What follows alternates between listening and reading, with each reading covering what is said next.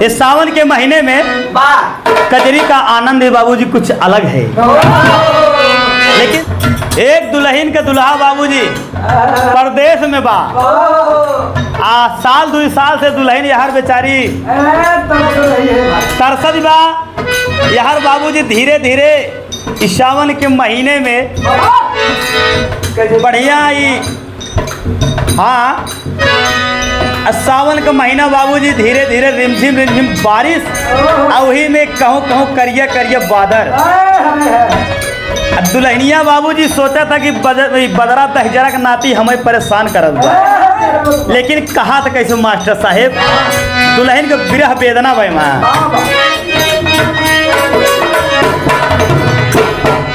अरे बदरा उमड़ी घुमड़ी बेई मनवा, दुल्हनिया कहा दिया कि बदरा अरे उमड़ी घुमड़ी बेई मनवा, सखी मोरा जा रही मनवा ना।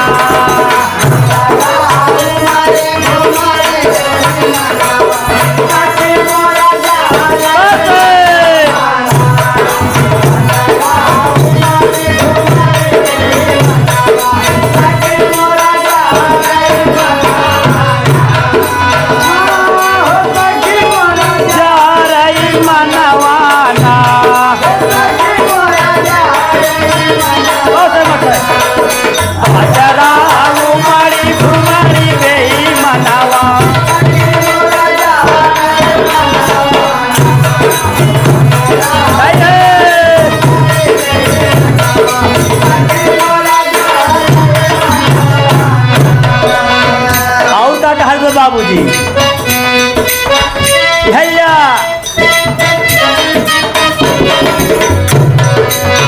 यही दिन अखिया देई कजरावा,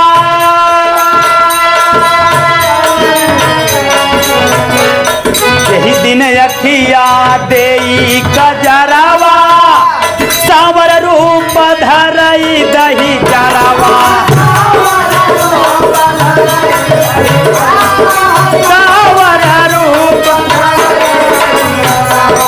पिवा पिवा पपिहा करही रटनावा, पिवा पिवा पपिहा करही रटनावा, सखी मोरा चारई मनवा ना।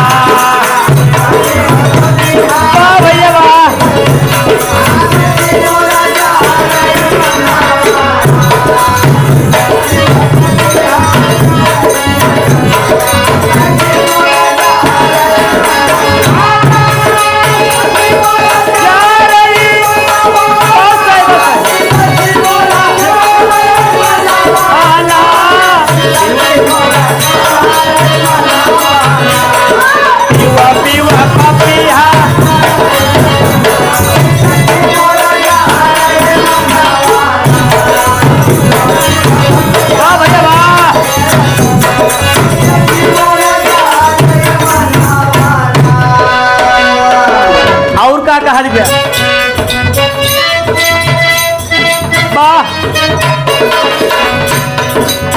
रिमझिम पढ़ाई लगी जब बुनिया,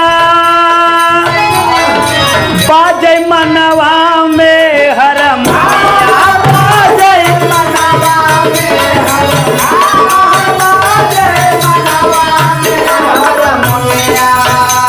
ए बाबूजी। जब सावन के रिमझिम बूनी पड़े बाबूजी ना, तब दुल्हन के वहाँ समय बाबूजी बड़ा तकलीफ होए, मन में बाबूजी कुछ और सूझ है। हाँ? रिमझिम पढ़ाई लगी जब बुनिया, बाजे मनवा में हरमिया,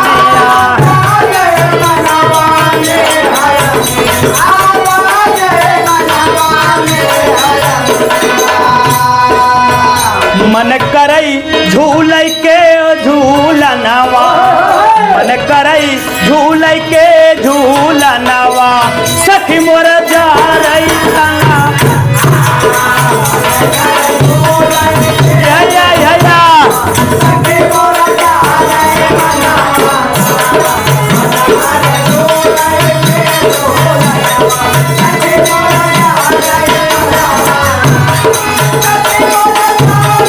भैया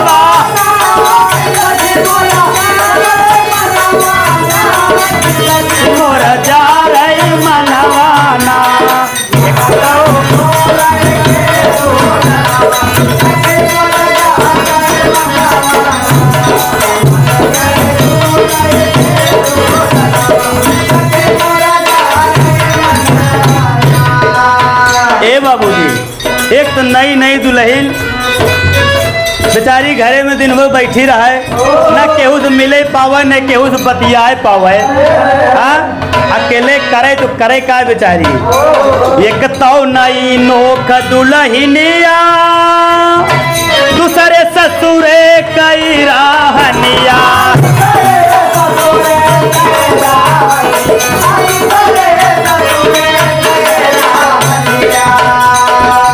तीसरे बिन बालम भावनवा, तीसरे बिन बालम भावनवा सखी मोर जा रही मनवाना।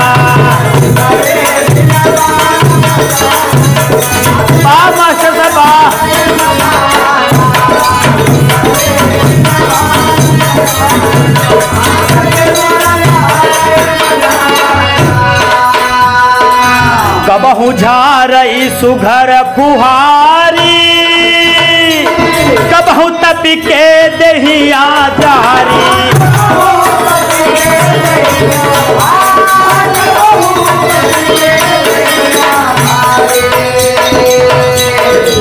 बचऊ सुनाई नहीं वो रहनवा,